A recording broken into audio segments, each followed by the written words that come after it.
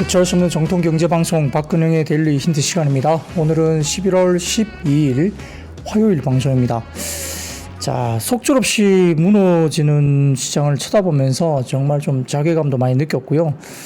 오늘은 정말 너무 힘이 없이 그냥 하루 종일 그냥 아무 생각 없이 빠지는 것 같았어요. 뭐 받아주는 쪽도 없고 그냥 팔면 파는 대로 쭉쭉쭉쭉 빠지고 있고, 뭐 어떤 걸 어떻게 지금 이거를 포트를 뭐 방어를 해야 되나 이런 생각들 들 정도로 상당히 한국장이 너무 오늘은 더욱이나 힘이 없는 모습이었습니다. 뭐 많이 힘들었기 때문에 뭐 저도 마찬가지고, 네, 여러분들 방송을 보는 분들 모두가 또 상당히 좀 멘붕이 아니었을까 생각도 들고요. 최근에 계속 안 좋았기 때문에 오늘 특히 중소형주들 코스닥이 많이 빠지면서 역시 또 뭐 담보 문제라든지 여러 가지 반대매매 이슈를 또 고민해야 되는 그런 자리까지 또 일부 좀 나올 수도 있겠다 이런 생각도 해봤거든요. 자리들이 워낙 안 좋으니까요. 그래서 이런 것들 때문에 미국장이 올라가는 것만큼이나 뭐 같이 따라는 못 가더라도 비슷한 분위기라도 좀 나타내야 되는데 이걸 뭐 거꾸로 가니까 너무 좀 힘든 것 같습니다. 자, 임누비 언니님께서는 오늘 진짜 눈물이 찔끔 나더라고 말씀 주시기도 했고요. 네, 서보현님 들어오셨고, 네, 사랑초님 들어오셨고, 로드만 데니스님, 김효주님, 김정률님, 등골아빠님, JJ 돌돌님, 양말님 들어오셨고요.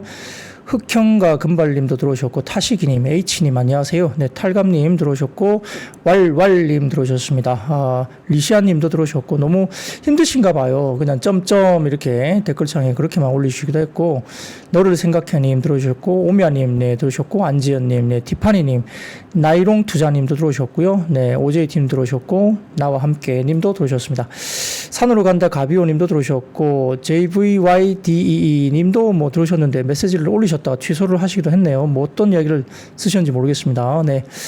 자, 뭐 서보이님 말씀대로 해 뜨기 전에 가장 어두우면 해만 뜨면 된다 생각은 드는데, 뭐 저도 이제 20년 넘게 주식시장에 있으면서 별별 일을 다 겪어보긴 했습니다. 그래서 힘든 구간 지나고 나면 또 그때 그랬었지 뭐 그런 시간도 있었습니다만, 뭐 여러 번 그런 경험을 겪었음에도 불구하고 역시 아플 땐 아픈 거죠. 네. 아픈데 안 아프다 할 수는 없습니다. 시장이 지금 사실은 정말 아픈 구간에 있는 거 맞고요. 그래서 여러 가지, BYJ 님도 어찌하오리까요? 이렇게 말씀 주시는데, 견뎌야죠. 이런 것들도 견디고, 또 이런 시간들이 지나고 나면 또 어느 정도 회복되는 시간이 또 나옵니다. 뭐 주가라는 것이 또 많이 빠지면 또 그때부터 회복을 되는 구간이 또 나오기 때문에 다 죽을 것 같은 그 시점이 오더라도 뭐 역시 내일 또 빠질 것 같고 막 빠지면 더 빠질 것 같고 막 그런 시점에서 갑자기 어느 순간 또 급반등이 시작되는 그런 시장도 꽤 있었기 때문에, 네, 로드만 데니스님도 진짜 힘드네요 말씀 주시는데, 네, 그래서 이런 구간은 또 견뎌내야 합니다, 여러분. 그래서 뭐 비중이라든지 이런 것들을 좀 뭐 어떻게 해야 될지, 아니면은 뭐 한국 시장 투자뿐만 아니라 뭐 해외 시장, 특히 이제 미국 시장에 뭐 S&P라든지 뭐 다우지수 쪽에 뭐 투자를 좀 더 우리가 해볼까? 뭐 이런 생각도 포트나 이런 것도 생각해 볼 수는 있는데, 아무튼, 전체적으로 미국장으로 뭐 일부 포트를 할 수도 있고 또 국내장으로 할 수도 있지만, 뭐 지금은 너무 이제 미국장은 좋은 반면 이제 한국장이 좀 힘들기 때문에 그런 부분들을 상당히 좀 잘 견뎌내셔야 될 것 같습니다. 보리콩콩님, 네, 들어오셨고, 이재환님도 들어오셨고, 네. 뭐 미국장으로 간다라고 미스터 린님도 말씀 주셨고요. 뭐 레버리지 곧버스를 적정하게 활용하면서 매매를 하자라는 다다님도 계시네요. 네, 그래서 각자 생각들이 다 다르기 때문에, 네, 그런 것들도 고민들을 한번 해보시고, 우선은 이제 멘탈, 그다음에 건강, 이게 제일 중요합니다. 시장이 또 돌아설 때 멘탈이 좀 이렇게 정신 바짝 차리고 또 해야 되기 때문에, 너무 힘들어서 체력이 떨어지면 또 그때 집중을 못 하기 때문에 이런 힘든 구간을 좀 잘 견뎌내시면서 건강을 일단 지키는 것이 가장 중요하다 보입니다. 엄성수님도 멘붕 왔습니다 이렇게 말씀 주시네요. 다들 많이 힘드신가 봐요. 네. 로미아님도, 로이마님도, 네, 고생 많으십니다 이렇게 주시는데, 아무튼 권태형님도 삼성전자 갖고 계신가 봐요. 힘들어하신 것 같은데, 아무튼 뭐 글쎄요, 뭐 원준님께서 말씀하셨듯이 이제 뭐 견디다 또 이렇게 두드려 맞는 거 아니냐 생각도 드신 것 같은데, 아무튼 그럼에도 불구하고 견디세요. 예, 뭐 여러 부분에서 별별 일도 다 있었고요. 뭐 금융위기, 뭐 테러, 전쟁, 그다음에 한국에 뭐 그 연평도 포격 사건, 뭐 그렇게 막 전쟁 곧 터질 것 같은 그런 시기들 다 겪었거든요. 그러고 난 다음에도 또 주가들은 다 올라왔다 이렇게 생각이 듭니다. 제이콥 킴님처럼 많이 아프네 말씀 주시는데요. 그렇죠. 아픕니다. 예, 아플 때는 아프다 해야죠. 네, 뭐 아픈 걸 안 아프다 할 수는 없고요. 예, 그렇습니다. 자, 그럼에도 불구하고 오늘 준비한 이야기를 또 드리면서 조금이나마 여러분들 또 도움이 될 수 있는 내용들을 좀 전달하기 위해서 또 방송을 시작해 보도록 하겠습니다. 자, 코스피는 3.7포인트 하락 출발 보였습니다. 아침 출발부터는 역시 비트코인 가격이 급등했기 때문에 가상화폐 관련주 강세 출발한 가운데 6개와 웹툰, 그리고 조선, 인터넷, 은행, 우주항공과 방산, 로봇, 전선과 변압기, 2차전지, 석유화학 등의 장 초반 강세 출발 보였습니다. 미국 주시장은 레드 웨이브 전망에 트럼프 트레이딩 강화되면서 테슬라, 그리고 비트코인 등의 관련 자산 상승폭이 확대됐고, 특히 비트코인의 급등세가 최근에 아주 시원하게 올라가고 있죠. 4년 만에 다수당 탈환한 상원에 이어서 하원도 공화당 다수 예상되면서 레드 웨이브가 전망되고 있고, 트럼프 트레이딩이 강화되는 모습을 역시 국내 시장에서도 보여줬습니다. 테슬라가 어제도 9% 정도 급등하면서 규제 완화 기대감 속에 랠리가 지속됐고 신고가 나왔고요. 반면 TSMC는 중국 수출 금지 명령에 약간의 하락세를 보이기도 했습니다. 전체적으로 코스피는 오늘도 트럼프 트레이딩이 오전에 진행되면서 달러 강세가 또 이루어졌고요. 오전에 장중 2,500포인트를 잠시 하락했다가 이탈 이후에 잠깐 또 반등을 주기도 했습니다. 오전 기준입니다. 그래서 코스피가 오전 상승 종목이 162개, 그리고 하락 종목이 744개 정도 오전에 그렇게 됐는데, 트럼프 트레이딩이 진행되면서 시장 컬러는 전일과 유사했고 극단적으로 가는 종목과 빠지는 종목이 확연하게 구분이 됐다 볼 수 있습니다. 자, 외국인들은 오전 기준 현물을 620억, 선물을 2,100계약 이상 순매도하면서 매도 규모는 약간 소강 상태 보이는 듯 했는데, 오들면서는 오히려 또 이런 매도를 또 늘리기도 했습니다. 원달러 환율은 1,400원을 돌파했고요. 이 부분도 상당히 좀 부담스럽습니다. 오늘도 비트코인이 역사상 신고가 87,000달러 정도 돌파가 됐고, 최근에 뭐 9만 달러 정도도 갈 수 있다는 이야기 나왔기 때문에 그 이야기는 지난번에 한번 들었었고, 역시 그 가까이 거의 왔습니다. 머스크 관련된 도지코인 등도 주간 수익률 100% 이상 상회하면서 가상자산 플레이가 상당히 강하게 나타납니다. 부양책 실마감, 특히 이제 중국 쪽의 부양책 실마감 때문에 예상치 하회한 일부 종목들의 실적 발표가 이어지면서 화장품주가 좀 약세였고요. 네이버 등은 호실적인 상승을 보이기도 했습니다. 삼성전자가 52주 신저가를 냈고, SK 하이닉스 또한 하락세였고요. 미국 반도체가 TSMC의 중국향 수출 규제 영향에 따른 뭐 동반 약세가 삼성전자나 하이닉스도 들어왔고, 삼성전자는 뭐 외국인들이 팔아서 그렇다고 치지만 하이닉스는 외국인들이 사는 모습을 보이는데도 불구하고 비슷하게 또 빠지는 모습들이 힘이 너무 없었습니다. 자, TSMC와 마찬가지로 삼성전자도 7나노이나 파운드리 공정 관련해서 대중 수출 규제를 받을 수 있다는 우려를 좀 받고 있는 것 같아요. 그래서 중국 관련된 매출이 어느 정도 약간 우려가 좀 있다, 이런 이야기를 뭐 시장에서 받고 있는 것 같고요. LG엔솔 같은 경우는 강세가 지속됐습니다. 2차전지 약세였음 불구하고 스페이스X, 테슬라향 배터리 공급 기대감이 어제 나왔는데 이 부분이 오늘도 좀 이어지는 분위기였고요. 자, 레드웨이브와 함께 뭐 다가오는 고금리, 강달러 공포가 역시 진행됐고, 외국인 자금 이에 따라서 이탈이 지속되면서 대형주 위주로 매도 우위가 또 나왔습니다. 자, 코스닥은 바이오가 약간 뭐 상대적으로 오전에 약간 뭐 지켜주는 굳건한 모습을 보이기는 했는데, 역시 오후장 들면서 뭐 대형 바이오주도 견디지는 못했고요. 일단 하락적으로 좀 접어들었고, 2차전지 대형주는 그래도 양극재라든지 이쪽에서 코스닥에서는 에코프로 그룹이나 이런 쪽 관련해서 일단 플러스 강보합 정도로 마무리는 됐습니다.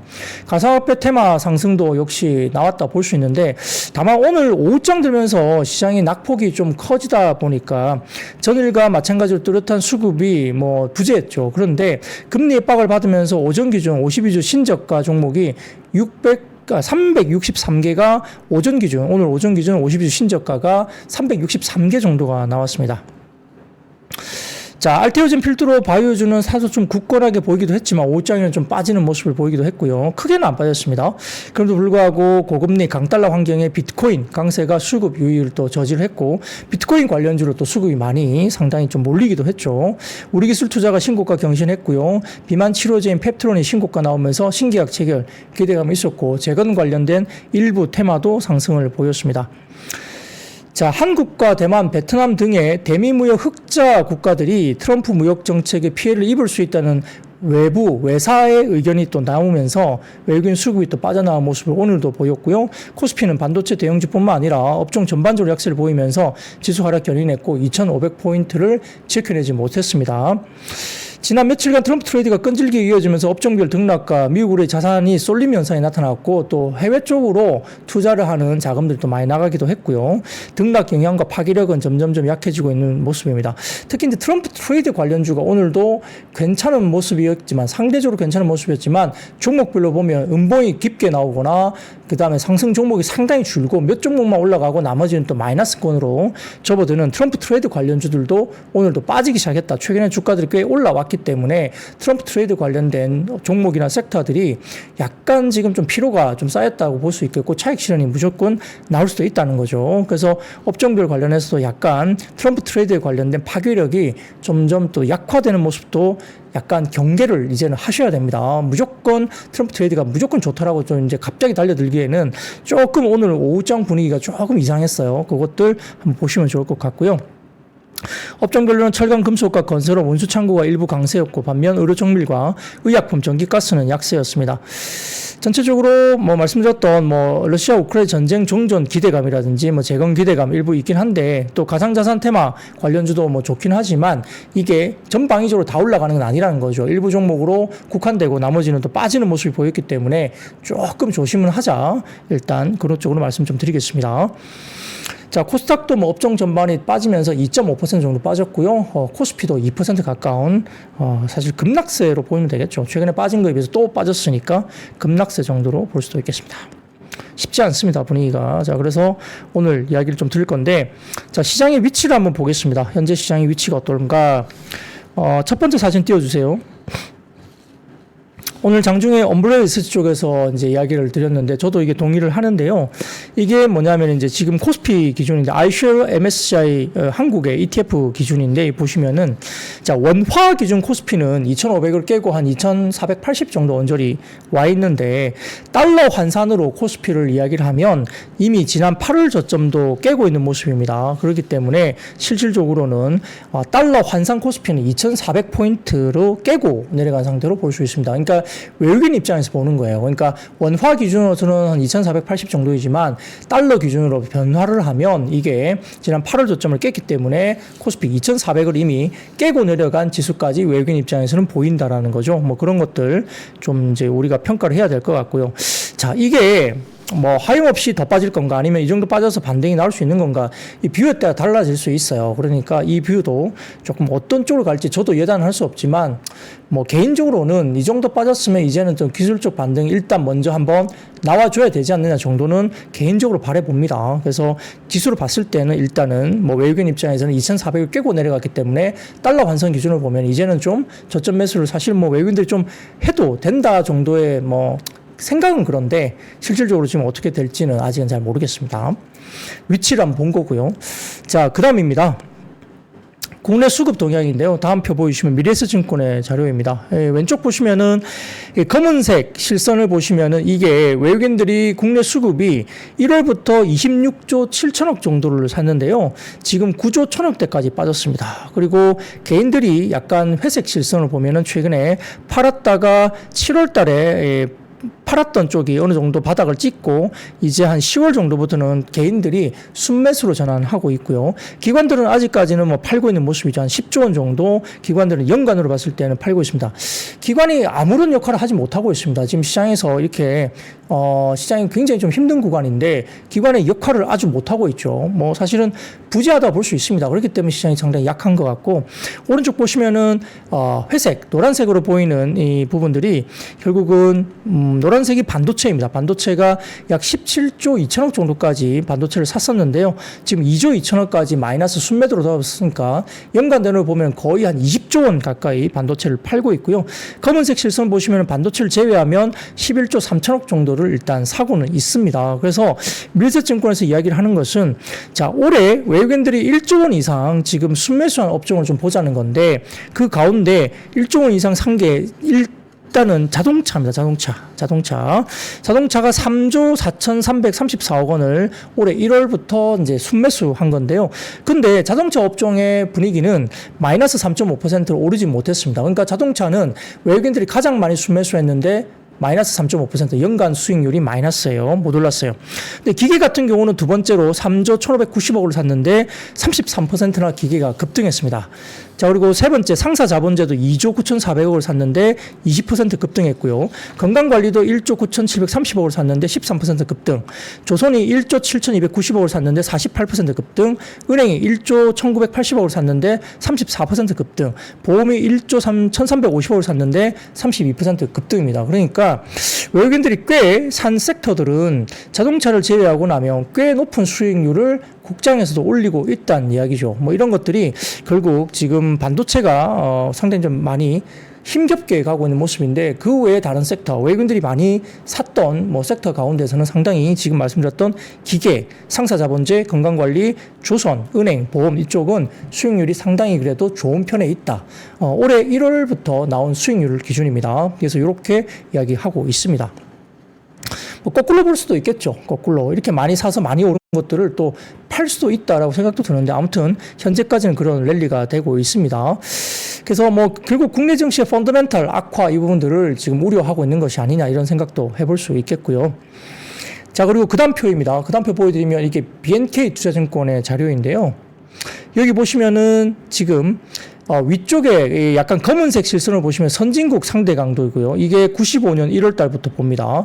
왼쪽에 보시면 외환위기가 있었을 때 선진국 상대 강도가 상당히 높았고 빨간색 실선은 지금 신흥국 상대 강도인데 엄청나게 낮죠. 그러니까 이 부분에 대해서 94년을 50으로 놓고 위쪽으로 봤을 때 외환위기 때 선진국 중심의 상당히 강한 시장이었고 지금 신흥국 강도가 굉장히 안 좋았습니다.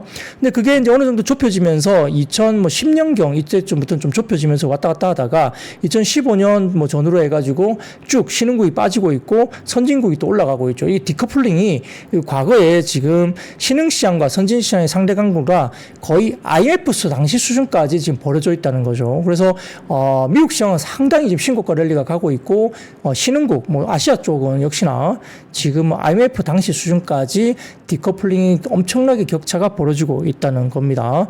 그래서 국내 시장도 2006년 이후에 가장 낮고 그리고 외환위기 이후에 기업 그다음에 금융 구조조정이 진행됐던 2002년과 24년 사이에 가장 저평가된 영역까지 내려와 있다는 의견을 BNK 투자증권에서 하고 있는 겁니다. 이만큼 지금 뭐 국내 증시를 포함한 신흥국 쪽에 주가가 엄청나게 지금 저평가되고 주가들이 빠져 있다라고 보는 것 같고요. 선진국의 상대 강도는 신고가까지 영역이 가면서 상당히 급반등이 계속 나오고 있다. 디커플링이 나오는데 자, 과거 이 디커플링 관련된 이 부분의 폭을 본다면 그죠?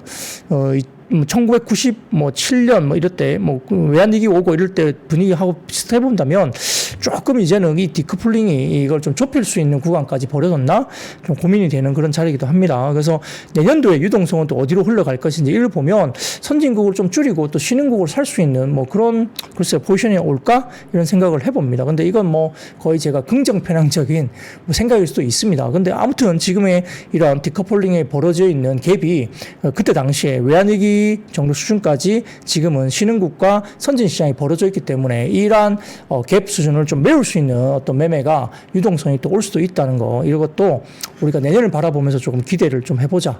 뭐 이렇게 모르겠습니다. 개인적인 바람입니다만은 이 정도면은 조금은 한번 돌아올 수 있지 않을까 이런 생각도 좀 해보겠습니다.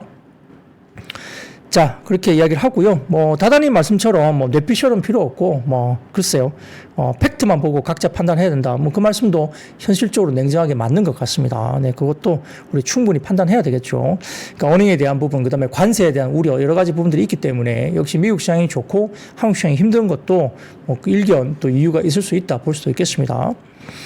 자, 그래서 그 다음 뭐 표 두 개만 좀 보여드릴게요. 네. 코스피 관련입니다. 이것도 보면 ADR입니다. ADR 관련해서 지금 상승 종목과 하락 종목수에 관련된 비율을 나타내는데 ADR이 거의 바닥권까지 코스피도 내려왔고요. 그다음에 그 다음 표 보여주시면 코스닥입니다. 코스닥 같은 경우도 이게 상승 종목과 하락 종목의 비율 비율을 보면 역시 이것도 바닥권까지 거의 내려왔습니다. 그래서 사실 이 정도면은 어느 정도 이제 투매가 좀 나왔고 이기 때문에 기술적인 반등 정도는 나올 수 있는 정도의 가격 구간까지 나와 있다 이렇게 볼 수 있겠죠. 뭐 그래서 뭐 글쎄요 봐야 되겠습니다만 어쨌든 좀 반등 정도 좀 나올 수 있다. 이 정도까지 빠졌다 정도까지는 기술적인 지표 정도만 참고를 좀 해보시면 좋을 것 같아요. 뭐 근데 수급은 아무도 모르는 거니까 여기서 더 빠지면서 또 투매를 유발시키고 있어서 글쎄요, 오늘도 너무 많이 빠지면서 뭐 각 그 증권사 창구마다 이렇게 모르겠어요. 담보 부족 이야기가 또 고객별로 좀 이렇게 창구에서 나올 수 있는 구간이기 때문에 담보 부족이 나오면서 또 밤되면 나올 수 있고 이런 부분들을 또 투매를 일으킬지 또 지켜봐야 되겠죠. 그런 것들도 수급적인 변수가 또 따로 있기 때문에 기술적인 영역 이외에도 수급까지도 좀 고민을 해야 되는 구간으로 볼 수 있겠습니다. 자, 섹터별로 제가 쭉 말씀을 드렸고요. 첫사랑님이 들어오셨는데, 자, 첫사랑님 들어오시면서 오늘 박 부장님 안 오세요 이야기 하시네요. 저 방송 중에 있는데, 뭐 제가 어디로 갔는지 갑자기 또 댓글창에서 그렇게 말씀 주시니까 방송 보면 제가 박근영 부장입니다. 네, 제가 딴 사람 아니에요. 어떤 의미로 올려주신 제가 앞뒤 사정을 잘 모르겠는데, 네, 제가 지금 방송하고 있습니다. 네, 첫사랑님, 네, 고맙습니다. 자, 그러면 첫 번째 섹터로 먼저 넘어가 보도록 하겠습니다. 역시 이제 오늘 트럼프 트레이드가 역시 있었다 볼 수 있겠고요. 말씀드렸듯이 트럼프 후보가 이제 당선이 됐고, 그 다음에 상하원 모두를 이제 장악했기 때문에 레드 웨이브까지 왔고요. 그렇기 때문에 아마 전반적으로 테슬라의 뭐 아주 강력한 정책 이런 것들에 대한 이슈가 역시 힘을 받을 수밖에 없죠. 이런 것들도 역시 볼 수도 있습니다. 자, 그래서 시장에서는 특히 이제 슈퍼스타로 언급됐던 일론 머스크 관련해서 역시 머스크가 하고 있는 여러 가지 사업들, 뭐 우주항공, 그 다음에 뭐 코인, 뭐 그 자율주행, 로봇, 뭐 등등 이런 것들 관련해서 AI 이런 쪽 관련해서도 역시 힘을 받을 수 있다 이야기되고 있는 상황이기 때문에 이와 관련된 섹터들이 역시 오늘도 상대적으로 좀 강하게 나타나는 모습이었고요. 더군다나 뭐 트럼프 관련해서 이제 우크라이나 관련된 뭐 종전 이야기가 계속 나오고 있기 때문에 이런 부분들도 역시 이야기가 되고 있습니다. 뭐 처음에 지금 트럼프 당선인이 7일 현지 시간 푸틴 러시아 대통령과 당선인이 처음 통화했다는 소식이 알려지고는 있는데 뭐 그에 따라서 역시 전쟁 관련된 뭐 종전 이야기가 슬슬 나오면서 관련된 뭐 일부 테마주들 올라가고 있죠. 근데 어제도 말씀드렸지만 이런 종전이 된다고 해서 재건 테마가 국내 업체가 돈을 벌까? 이건 좀 아닐 것 같지 않나요? 네. 트럼프가 건설업자죠. 그래서 트럼프가 다 먹을 것 같은데 제 생각에는. 네, 한국까지 올 게 있을까? 재건 관련해서? 네, 사실 개인적으로는 그런 생각이 좀 듭니다. 트럼프가 왜 재건을 하려고 할까? 본인은 건설업자죠. 트럼프 월드가 있습니다. 그렇기 때문에 아마 이런 것들에 대해서 본인이 아마 다 먹기 위해서 뭔가 하지 않을까 생각이 들고요. 한국까지 재건으로 뭐 돈을 번다라고 올 만한 뭐 우리가 뭐 이런 표현이 맞는지 모르겠지만 콩고물이 정말 한국 기업에 있을까라는 생각도 좀 듭니다. 모르겠어요. 그래서 이런 생각도 좀 해보는데, 그래서 재건 관련주가 막 급등하는 게 사실 저는 조금, 모르겠어요. 이성적으로는 좀 판단은 좀 잘 안 되고, 올라가는 것은 그냥 그런 컨셉으로, 뭐 테마주로 그냥 수급이 쏠린 거 아니야. 그 생각도 좀 듭니다. 근데 다만 이제 큰 뭐 기업들, 뭐 현대건설, 뭐 DLNC 등등과 관련된 뭐 해외 쪽에 이야기를 하고 있는 일부 건설사들은 모르겠어요. 또 현실적으로 재건 관련해서 뭔가가 일을 할 수 있을 것 같기는 한데, 뭐 그 외에 다른 뭐 여러 이제 재건 건설주로 관련된 여러 이제 중소형주들이 있잖아요. 뭐 그런 것들은 잘 모르겠습니다. 그런 종목들이 정말 재건 수혜주가 될까? 뭐 이야기되고 있는 거고요. 다만 이제 TYM 같은 경우는 또 뭐 누가 찾아왔다 이런 기사 하나 나왔죠. 해외 쪽에서 재건 관련해서 TYM 쪽에 미팅을 가졌다 뭐 이런 이야기가 나오기 때문에 자, 그런 것들 관련해서 TYM은 오늘 좀 주목을 받았고요. 그 외에 뭐 이야기되고 있는 여러 종목들 뭐 이화공영, 남광토금, 범양건영, 유신, 히림, 삼부토금 잘 모르겠습니다. 이런 종목들은. 예. 근데 뭐 올라가니까 뭐 그것도 주식시장이죠. 네. 뭐 그냥 가더라도 뭐 수급에 의해서 가더라도 그것도 주식시장의 한 부분이기 때문에 인정을 할 수밖에 없습니다. 그 외에도 일부 우주항공 산업도 이제 주가들이 올라가고 특히 최근에는 한화그룹이 최근 들어서 아주 중심에 있습니다. 우주항공 하고 있죠. 방산하고 있죠. 그 다음에 조선하고 있죠. 하나오션. 그 무겁던 하나오션 주가 올라갔죠. 뭐 그 외에 뭐, 하나 엔진도 올라가죠. 뭐 그 외에 또 뭡니까? 또 코인 관련해서, 가상화폐 관련해서 뭐 하나투자증권 뭐 이런 것들도 가기 때문에 한화그룹이 최근에 시가총액이 어마어마하게 올라가고 있는 모습이 상당히 좀 재밌는 하나의 뭐라 그럴까요? 뭐 투자 포인트도 될 수 있겠습니다. 뭐 그런 것들 있었다 볼 수 있겠고요. 자, 그래서 이런 것들 관련해서도 마찬가지고 일부 자율주행차 관련된 테마도 주가가 올라가는 모습입니다. 자, 근데 재밌는 기사가 하나 나왔습니다. 러시아 쪽에 클렘린궁 쪽에서 트럼프와 푸틴의 통화에 관련된 미국의 보도는 허구다라는 공식 보도가 러시아 쪽 크렘린궁에서 나왔다는 이야기가 있습니다. 자, 이것은 모르겠어요. 러시아가 트럼프 미국 대통령 당선인과 푸틴 러시아 대통령이 전화 통화를 했다는 보도를 크렘린궁 쪽에서 공식 부인했다라는 기사가 나왔어요. 자, 이건 모르겠습니다. 제가 뭐 직접적으로 확인한 건 아니기 때문에 그렇게 일단 뉴스가 나왔다는 거 알고 계시면 좋을 것 같습니다. 이것도 상당히 중요한 이야기죠. 그러면 재건이나 이런 여러 가지 뭐 전쟁 관련된 방산 이쪽에 혹시 영향을 또 줄 수 있는 내용이기 때문에 한번 확인을 해볼 필요가 있다라고 생각이 듭니다. 자, 그러면 두 번째 섹터로 넘어가겠습니다. 두 번째 섹터는 가상화폐 쪽입니다. 자, 첫 번째 사진 한번 보여주시면 어마어마해요. 비트코인 가격이 이미 11일 어제입니다. 오후 4시 20분 미국 동부 시간 기준으로 88,000달러를 넘어서서 뭐 9만 달러에 거의 근접을 했습니다.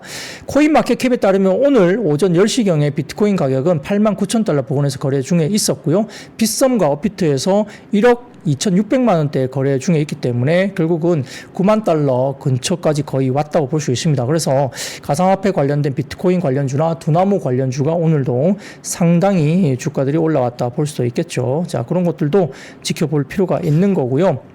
자, 여기에다가 그다음표 자료를 좀 보여드리면 이겁니다.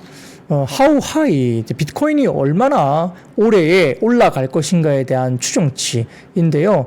자, 칼쉬라는 쪽에 이제 어떤 비트코인 관련된 리포트가 나온 것 같아요. 이 하나증권에서 올려주신 자료인데, 칼쉬에 따르면 선거 이후에 올해 비트코인이 10만 달러까지 도달할 확률은 8%에서 38%로 또다시 급등을 했고, 연말까지 9만 달러 이상을 기록할 확률은 49% 정도까지 올라왔다는 겁니다. 그래서 거의 9만 달러는 거의 왔잖아요. 그렇기 때문에 뭐 어느 정도 9만 달러 가시권은 있다고 보이고요. 10만 달러까지 갈 수 있는 확률이 기존 8%에서 38%대로 좀 더 올라왔다 볼 수 있죠. 그래서 코인 관련해서는 역시나 좀 더 긍정적이지 않느냐 생각이 들고요. 아까 말씀드렸던 도지코인 말씀에서도 역시 이게 뭐 테슬라 관련된 이기 때문에 역시 일론 머스크 관련이기 때문에 역시 도지코인도 상당히 지금 최근에 100% 이상 가격이 올라왔습니다. 그래서 강세가 또 유진될 수도 있다는 점에서 코인 관련주는 아직까지는 좀 더 긍정적으로 흐름들이 나타날 가능성이 있다. 왜냐하면 돈이 쏠리기 때문에 그렇습니다.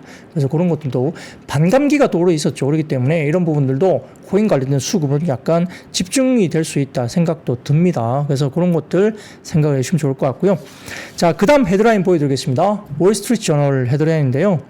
암호화폐 트럼프 정부 하에서 르네상스를 기대한다. 이런 월스트리트 저널의 기사가 나왔습니다. 그래서 친암호화폐 규제 환경에 전환이 되고 있다. 이렇게 얘기되고 있는 것 같고요. 미국의 규제 환경이 암호화폐 친화적으로 바뀔 가능성이 크다는 이야기를 하고 있는 상황이고요. 자, 그리고 SEC 감독 완화 가능성도 제기되고 있습니다. SEC 의장 게리 겐슬러의 지도하에서 감시가 완화될 것으로 예상한다. 이렇게 나왔죠.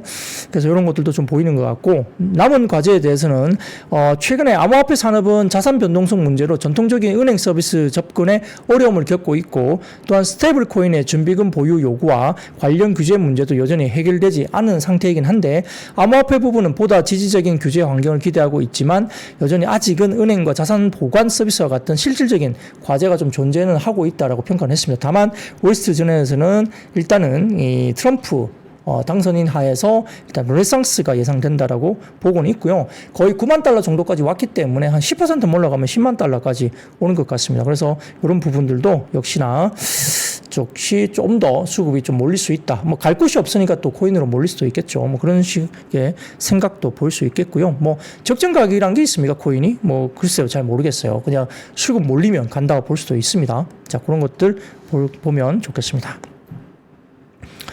자, 그러면 세 번째 이야기입니다. 오늘 역시 이제 반도체 관련해서 상당히 좀 좋지 못한 모습이었는데요.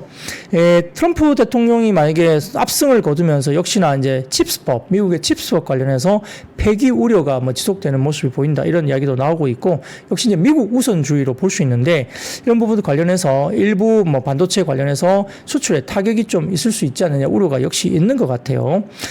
미국의 현지 공장 건설에 따른 보조금 지급 여부까지 불투명해질 수 있다는 우려가 커지는 모습인데, 근데 극단적으로 그렇게 할까요? 모르겠습니다. IRA 법안도 완전 폐기가 어렵다고 보고 있는 상황이고요. 칩스법 관련 경우도 삼성전자나 하이닉스가 미국에 공장 지어서 거기서 만들겠다 이야기한 거기 때문에 이걸 전면 폐지한다? 글쎄요. 이것도 모르겠습니다. 뭐 그렇게 가능성이 뭐 엄청나게 높을까에 대한 뭐 사실 퀘스천도 사실 있는 국면입니다. 다만 이제 미국 정부가 TSMC에다가 AI 애플리케이션에 대한 사용하는 첨단 반도체에 대한 중국 수출 규제가 있다는 것은 뭐 당연히 알려지고 있는 상황이고 7나노 관련된 이하의 첨단 반도체에 대한 중국 고객 인도를 중단하는 명령을 또 내렸습니다. TSMC는 이번 조치로 영향을 받는 고객에게 반도체 출하를 중단한다고 통보를 했다고 알려지고 있고요. 역시 이 부분 때문에 삼성전자 역시 미국의 대중 7나노 이하 공정 기술 제공 금지 조치 대상에 포함될 수도 있지 않을까라는 우려를 가지고 있죠. 삼성전자에다가 딱 말을 해서 삼성전자가 7나노 이하는 중국에 안 준다 이렇게 확정된 건 아닌데 TSMC가 그렇다고 이야기를 하니까 뭐 조치 대상으로 또 똑같이 그렇게 조치가 될 수 있지 않을까라는 우려를 하는 겁니다.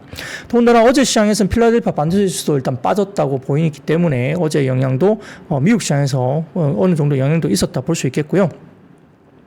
또한 이제 최근에 중국 메모리 업체인 CXMT 같은 경우도 레거시 제품에 대해서 선단 제품인 DDR5 양산까지 성공한 것으로 파악이 되면서 중국 반도체 기업들이 글로벌 메모리 DRAM 시장의 상당 부분을 차지할 것이라는 우려가 있습니다. 근데 이게 실질적으로 보면은 CXMT가 수율이 그렇게 안 나온다고 지금 알려져 있거든요. 그렇기 때문에 수율이 너무 낮아서 이렇게 뭐 높은 DDR5라든지 이런 아주 높은 기술과 관련된 부분들은 아직은 상당히 어렵다라고 지금 평가가 되고 있어요. 그렇기 때문에 뭐 이것 가지고 엄청나게 물량 때문에 이제 다 망가진다, 공급 과잉 우려 이런 것들은 사실은 아니라고 이야기되고 있는 상황인데 시장 조사업체 트랜스포스에 따르면 내년 DRAM 생산량 비트 환산 기준으로서는 올해보다 25% 증가를 예상하고 있는데 근데 그 배경으로 중국의 CXMT의 빠른 공급 확대를 꼽았습니다. 근데 이 부분은 조금 우리가 뜯어봐야 되는 것들이 대부분 CXMT의 빠른 공급 확대는 내수용입니다. 중국 내수용이기 때문에 CXMT를 빼고 나면은 실질적으로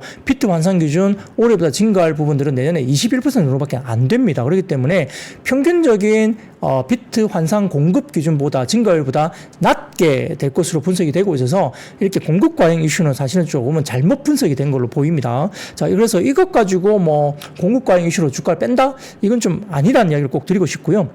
그리고 모건 스탠리 같은 경우는 CXMT의 DRAM 생산량이 올해 전 세계 생산량의 10%를 상회할 거로 보긴 봤는데 일각에서는 26년도에 마이크론을 제치고 업계 3위로 도약할 수 있다는 관측도 나오고 있다.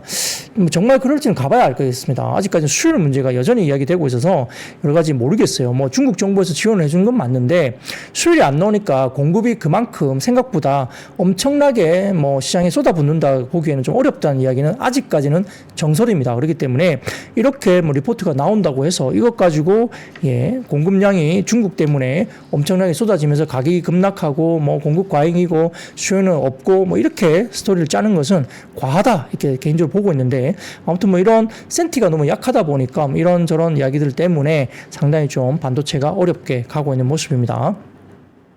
여기에 따라서 오늘 오후장에는 뭐 전력과 전선 설비 뭐 이런 쪽도 오늘은 오후장에 빠지기도 했다. 하락을 했다라고도 볼 수 있겠죠. 최근에 좀 주가들은 좋았어요. 그렇기 때문에 일부 차익 실현이 좀 나오기도 했다고 볼 수도 있습니다. 자, 근데 재미있는 이야기 또 하나 해드릴게요. 자, 트럼프가 미국 쪽에서 뭐 반도체를 훔쳐갔다고 엄청 욕했지 않습니까? 대만 업체, 대만이 뭐 미국에서 반도체를 훔쳐갔다. 이런 식으로 트럼프가 극단적인 발언도 서슴지 않았는데 재미있는 이야기는 뭐냐면 트럼프가 TSMC의 애리조나주의 피닉스의 첫 반도체 공장을 완공을 한 자리에 트럼프가 TSMC 공장 완공식에 참석한다고 알려져 있습니다. 반도체 훔쳐갔다 욕했는데 TSMC의 미국 공장 완공식에는 참석을 한답니다. 그래서 주요 인사로는 트럼프 당선인이 거기에 참석한다고 그러고요. 젠슨 황, 리사 수, 팀 쿡이 참석을 할 것으로 예정되어 있다고 합니다. 그래서 완공식에서 미국 정부의 반도체 지원 법안과 관련된 세부 사항이 발표될 수도 있다는 이야기가 좀 흘러나오고 있다고 합니다. 그렇기 때문에 자, 트럼프가 TSMC의 완공식 그 시기에 공장 완공 시기에 간다는 것은 뭐 아주 너무 극단적으로 뭔가를 이제 못하게 한다 이건 아니라는 시그널이에요. 그렇기 때문에 결국은 뭐 트럼프가 말로는 극단적인 이야기를 하지만 행동은 조금 뭐라 그럴까 온도 차가 항상 있어 왔다는 거죠. 그래서 어쨌든 TSMC의 공장 미국 쪽에 애리조나주의 공장 완공 시기에 가서 반도체 관련된 지원 법안 세부 사항에 대한 발표가 혹시 있을지 좀 지켜봐야 될 것 같습니다. 자, 그래서 TSMC 같은 경우는 트럼프 당선인의 취임 전에 보조금 협상을 완료했고요. 66억 달러의 보조금과 50억 달러의 대출 지원까지도 받았기 때문에 좀 분위기는 그렇게 나쁘지 않아요. 그렇기 때문에 여러 가지 부분에서 또 TSMC가 뭘 안 해주면 또 모르겠습니다. 이게 뭐 칩이라는 이런 것들도 만들기가 좀 어렵기 때문에 사실 좀 지켜봐야 되겠죠. 엔비디아에서 뭔가를 내려면 TSMC가 지금 역할을 해야 되는 부분이라 극단적으로 뭐 반도체를 훔쳐갔다, 대만 업체가 훔쳐갔다 이야기는 하지만 뭐 거기에 상응하는 여러 가지 뭔가를 또 내놓으면 또 트럼프가 그렇게 극단적으로 몰아붙이지 않을 가능성이 크다 이렇게 생각을 할 수도 있겠죠. 자, 그런 것들도 이야기를 할 수가 있겠습니다. 자, 재밌는 겁니다. 이런 것들이. 뭐, 뒤로 비하인드 스토리를 보면은 꼭 극단적이지만 않다. 얘기할 수 있겠습니다. 자, 이렇게 좀 헷갈려요. 되게 트럼프는. 뭐, 근데 오히려 보면 트럼프가 이런 방식을 계속적으로 일기 때도 취하했기 때문에 오히려 단순하다 볼 수도 있습니다. 예측 가능하다 볼 수도 있기 때문에 약간 극단적으로 이야기하는 것들을 그대로 고지고대로 뭐 이렇게 다 받아들일 필요도 없다. 이 생각도 또 들어보죠. 모르겠습니다. 어떻게 진행될지 한번 지켜보도록 하겠습니다. 자, 그러면 물 한 잔 마시고 네 번째 섹터 넘어가겠습니다. 중국 소비 관련주가 역시 하락세였습니다. 역시 관세 인상 관련해서 핵심 타겟인 중국뿐만 아니라 대미 무역 흑자를 내고 있는 한국, 대만 뭐 이런 쪽 관련해서도 아시아 국가에 대한 영향이 있을 것이라는 우려가 나왔고요. 11일 골드만삭스 보고서가 나왔는데 여기에 따르면 미국의 대중 무역 적자는 다소 좀 줄고 있는데 다른 아시아 국가들과의 격차가 많이 증가했고 2기 트럼프 정부에 관심이 불러올 것으로 전망을 했습니다. 뭐 그러다 보니까 한국이나 대만 등등도 과거에 뭐 많이 벌었지 이렇게 이야기를 하면서 우리나라 같은 경우는 현금 인출기라는 표현까지 썼잖아요. 이렇게.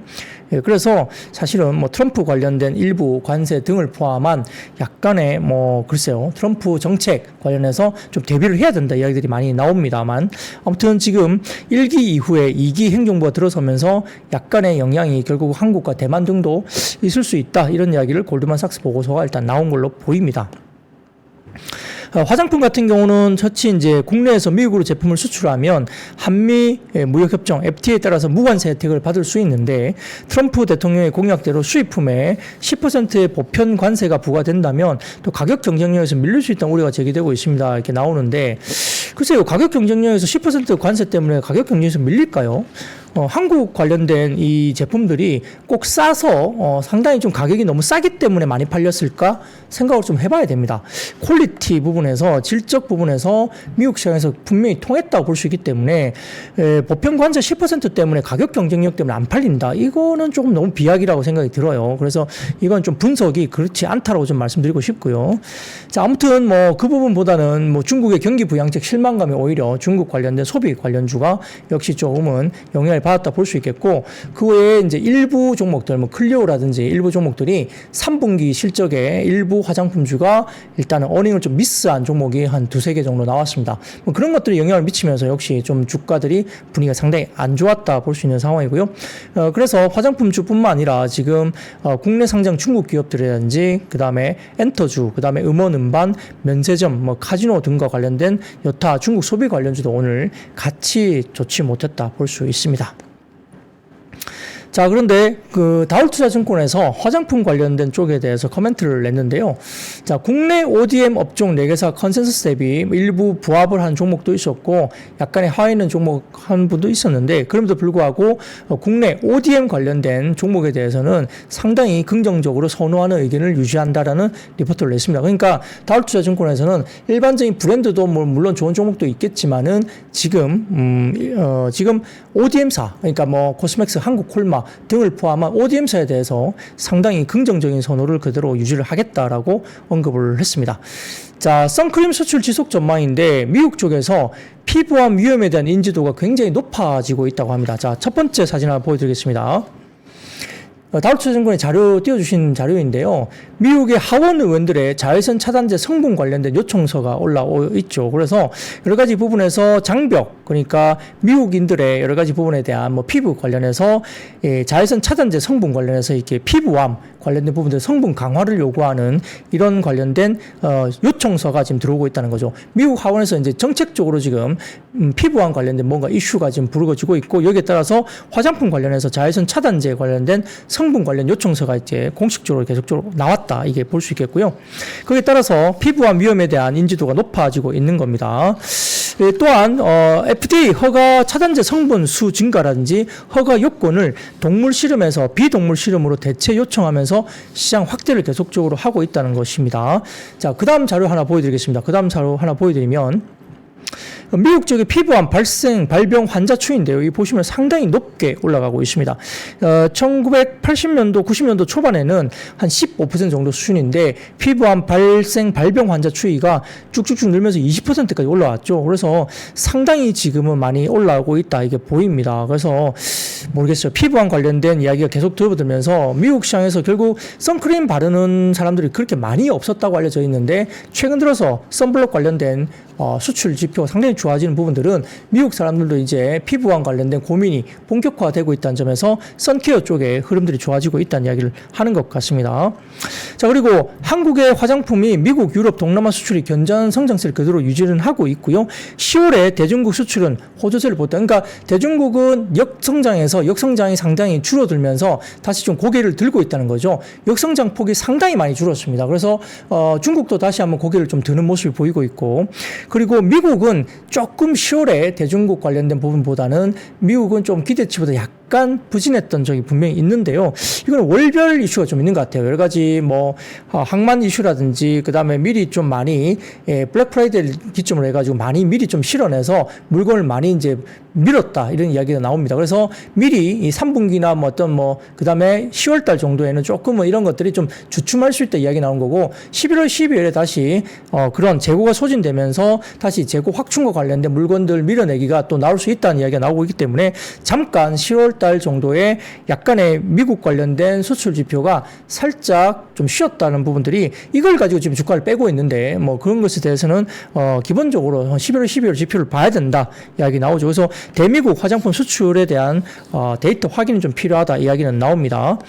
자, 근데 그 다음표 하나 보여드릴게요. 그 다음표 보여드리면 월간 기초화장품 수출액 추이입니다. 보시면은 회색 막대 그래프 보이시는데, 월간 기초화장품은 역대 최고치까지 또 올라왔죠. 최근 들어서 2018년 이후보다 24년 지금 월간 수출 금액은 역대 거의 최대치까지 올라왔습니다. 21년 하반기에 올라왔던 금액만큼 역대 최대치까지 올라왔어요. 그래서 수출 금액은 막대 그래프 보시면 역대 최고치가 올라왔고요. YY 증감률을 보시면은 지금 오른쪽 검은색 실선 보시면 YY 증감률이 거의 50% 정도에 달하고요. 그 다음에 약간 갈색으로 보시더라도 3개월 평균으로 봤을 때 YY 증감률도 약 20% 넘습니다. 그렇기 때문에 분위기는 상당히 월간 기초화장품 수출액은 상당히 아직은 좋은 그림이 나타나고 있다. 그러니까 미국이 약간 주춤했지만 그 외에 유럽, 중동 이런 쪽도 역시 좋아지고 있고, 일본, 동남아 쪽도 좋아지고 있고, 중국이 좀 많이 빠지다가 이 역성장 폭이 상당히 많이 줄어들었다. 이런 부분들도 역시 고개를 드는 모습으로 볼 수 있죠. 자, 그리고 그 다음 표 보여드리면 미국향 수출, 화장품 수출과 실리콘2의 분기 매출액 추이인데, 자, 여기 음영 부분에 보이는 쪽이 실리콘2의 분기 매출액입니다. 꾸준하게 성장을 계속적으로 해왔고, 미국향 화장품 수출은 이렇게 실선으로 보이는데, 이 미국향 수출이 약간 고개를 약간 이렇게 줄였다. 근데 그게 계단식으로 올라가는 모습을 계속적으로 보여줬기 때문에 이게 끝났다 보기에는, 피크아웃으로 보기에는 좀 어렵다는 이야기를 많은 애널리스트들이 하고 있죠. 그리고 실리콘2의 분기 매출을 보면 꾸준하게 계속 올라갔습니다.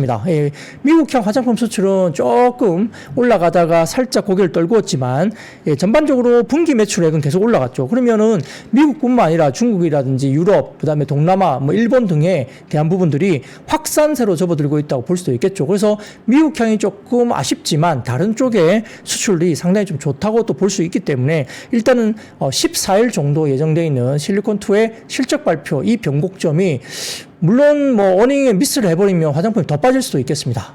근데 실리콘2가 어닝을 어느 정도 들어와 준다면 어닝 쪽에 만족을 해준다면 화장품주들의 일단 반등이 또 나올 수 있는 구간이기 때문에 실리콘2의 이번에 실적 3분기 실적을 좀 눈여겨보시는 게 되게 좋지 않느냐. 그게 아마 변곡점이 좀 될 수 있지 않느냐 이런 생각도 해볼 수도 있겠죠. 그런 것들을 볼 수 있습니다. 자, 그래서 다울투자증권에서는 코스맥스 관련해서는 역시 뭐 여러 가지 부분에서 대손삼각비 비중 감소 추세에 따라 적정 주가를 18만원으로 코스맥스를 상향 조정하기도 했고요. 한국콜마 같은 경우는 역시 국내 선크림 매출 비중이 가장 높은 선크림 관련 매출 비중이 높은 ODM으로 최선호 의견을 역시 한국콜마는 제시를 했습니다. 그래서 한국콜마 관련해서도 미국과 캐나다 법인의 적자폭을 좀 축소시키는 것을 좀 봐야 될 것 같고, 다만 선크림 제품 노출도가 상당히 높은 한국콜마의 어떤 가치에 주목을 해야 된다 볼 수 있겠고, 적정 주가는 9만 원 정도 제시했는데 한국콜마는 9만 원, 10만 원, 11만 원 이렇게 목표 주가가 나와 있는데 지금 주가가 5만 원대 중반까지 빠져 있습니다. 상당히 많이 빠져 있어서 목표 주가 괴리가 굉장히 크게 느껴지고요.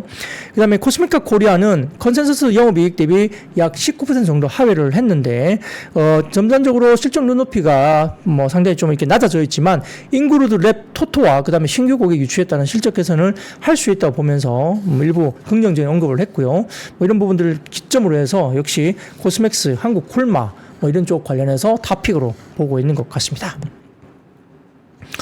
자, 그러면 그 외에 5번째 섹터입니다. 오늘 보스턴 다이내믹스의 로봇계 스팟이 트럼프 대통령 당선인 경호 투입 모멘텀이 지속되면서 로봇과 AI주가 오늘 상승세를 보였습니다.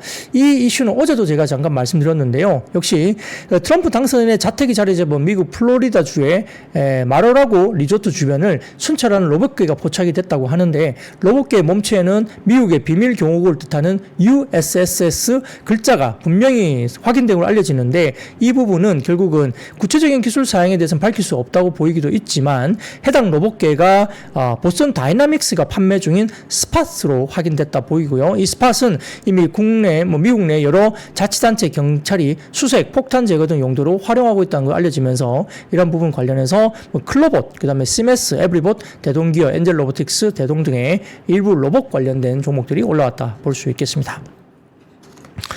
자, 그리고 6번째입니다. 내년에 수익성 둔화 전망 등의 은행들 역시 빠졌는데요. 실물 경제 둔화 가능성에 따른 대손 비용 증가로 은행의 내년 수익성 소폭 둔화될 수 있다는 전망이 일부 나왔다고 합니다. 그래서 국내 은행의 단기 순이익이 22조 5천억으로 올해 23조 5천억 대비 소폭 줄어들 것으로 일부 25년 경제 및 금융 전망 세미나 한국금융연구원 쪽에서 나왔던 세미나 자료가 나왔다고 해요. 그러니까 이 은행주가 오늘은 조금 빠지는 모습이 보였다고 볼 수도 있겠습니다. 최근에 은행주가 뭐 나쁘진 않았는데 일단은 수익성 악화에 대한 우려, 경기에 대한 우려가 있다는 거죠. 자, 7번째, 국제유가의 급락 영향 등의 정유, LPG, 도시가스가 하락하고 있는데, 자, 트럼프는 역시 정유, 그리고 LPG, LNG 이런 쪽을 상당히 많이 낼 거예요. 공급량을 굉장히 많이 증가시킬 겁니다. 신재생보다는 전통 에너지를 많이 증가시킬 거고, 쉘가스 등을 포함한 지금 이렇게 유가 관련된 부분에서 수출 많이 하고 미국이 가장 많이 지금 뽑아내고 있거든요. 그렇기 때문에 이런 부분들 관련해서 중국이 경기가 아직까지 부양책이 명확하지 않고 경기가 아직은 좋지 않다. 이런 것 때문에 유가가 빠지고 있는 모습이 역시나 있어서 이와 관련된 종목들은 약세를 유지를 하고 있고요. 그 외에도 러시아와 우크라이나 개전 이래 최대 규모의 드론 공방 소식이 알려지면서 역시 드론 관련주가 일부 주가들이 올라왔다고 볼 수 있겠습니다. 안티드론 이야기가 많이 나오죠. 그래서 아까 종전 이야기가 나왔지만은 실제 관련된 이야기가 크렘린궁에서도 러시아 쪽에서도 트럼프 후보와 푸틴 대통령이 전화통화했다는 이야기는 거짓말이다라고 공식 보도할 정도로 아직까지는 잘 모르겠다 정도 수준입니다. 그래서 조금 이 부분은 한번 더 뉴스를 보시고 조금은 체크를 좀 해보셔야 될 것 같습니다. 자, 오늘 준비한 내용 여기까지입니다. 많이 힘듭니다. 힘내시고 건강 유의하십시오. 여러분 아시죠? See you. 삶의 격을 높이는 9가지 지혜를 함께 나눕니다. 위즈덤 칼리지 시즌 2 영상 아래 링크를 클릭하시면 자세한 내용을 확인하실 수 있습니다.